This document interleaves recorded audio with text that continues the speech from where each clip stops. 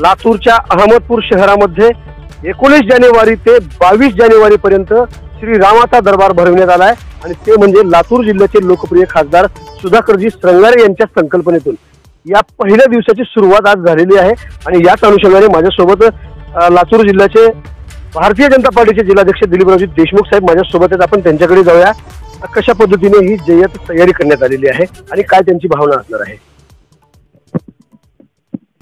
रामचंद्र प्रभू हे 500 वर्षापासून एका झोपडीमध्ये होते, म्हणजे एक 10 पिढ्या गेल्या।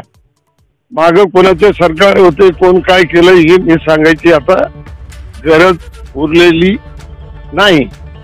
काँग्रेस सरकार होतं त्यावेळेस ते म्हणायचे की राम मंदिर वही बंदेंगे मगर तारीख नाही बताएंगे।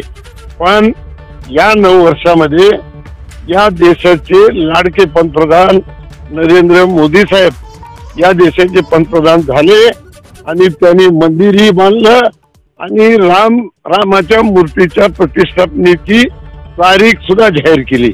म्हणून येत्या 22 तारखेला रामचंद्र प्रभू त्यांच्या निवासस्थानी विराजमान होणार आहेत आणि हे तिथंच नाही तर संपूर्ण देशामध्ये एक भगवा वादळ आज आपल्याला बघायला मिळतंय। अहमदपूर शहर खरंच भाग्यवान होता मी।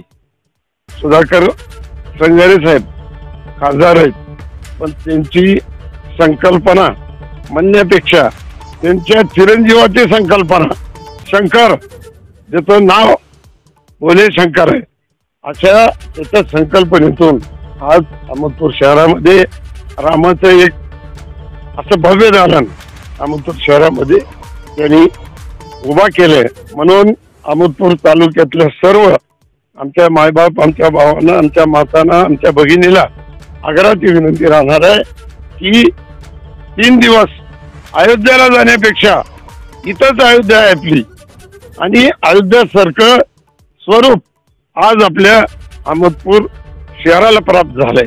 म्हणून सगळ्यांना विनंती करतो की आपण अयोध्याला आपल्याच्यानं तिथं जाणं होत नाही तर इथं रामचंद्र प्रभू साक्षात्कार अहमदपूर शहरामध्ये इथं त्यांच्या मूर्तीची प्रतिष्ठापना होणार आहे।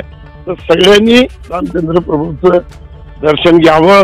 10 पिढ्याच्या नंतर 500 वर्षाच्या नंतर हे संकल्पना आपल्या भारतीय जनता पार्टीच्या सरकारनं अंमलात आणली, नरेंद्र मोदी साहेबांना अंमलात आणली। म्हणून नरेंद्र मोदी साहेबांचे सुद्धा खूप खूप अहमदपूर तालुक्याच्या लातूर जिल्ह्याच्या वतीनं त्यांचे आभार मानतो।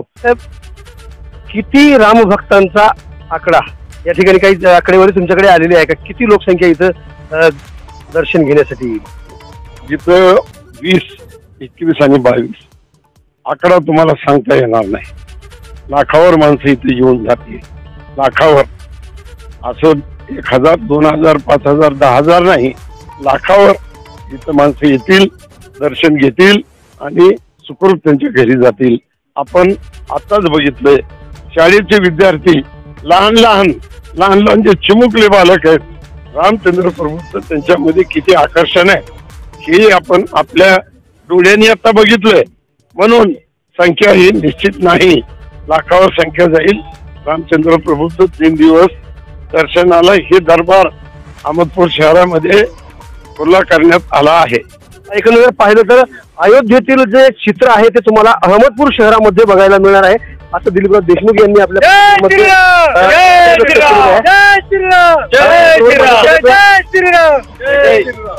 त्याचबरोबर माझ्यासोबत युवक नेते डॉक्टर सिद्धार्थ कुमार सूर्यवंशी साहेब आहेत। आपण त्यांच्याकडे जाऊया, काय भावना आहेत, तुमच्या काय भावना असणार आहेत? अहमदपूर शहरामध्ये कधी नाही ते चित्र आज अहमदपूर वासियांच्या सेवेसाठी एक डोळ्याचं पारणं फेडणारं चित्र उभं करण्यात आलेलं आहे। खासदार सुधाकररावजी श्रंगारे साहेब यांच्या पुढाकारातून आज अहमदपूर शहरामध्ये ऐतिहासिक अशा स्वरूपाचा हा श्रीराम दरबार या ठिकाणी साकारलेला आहे। श्रंगारे साहेबांचं वैशिष्ट्यच आहे की आपण मागच्या 5 वर्षामध्ये आपण पाहतो सर्व जाती धर्माच्या लोकांना घेऊन एक वेगळं सांस्कृतिक आयाम या जिल्ह्याला देण्याचा त्यांचा प्रयत्न राहिलेला आहे।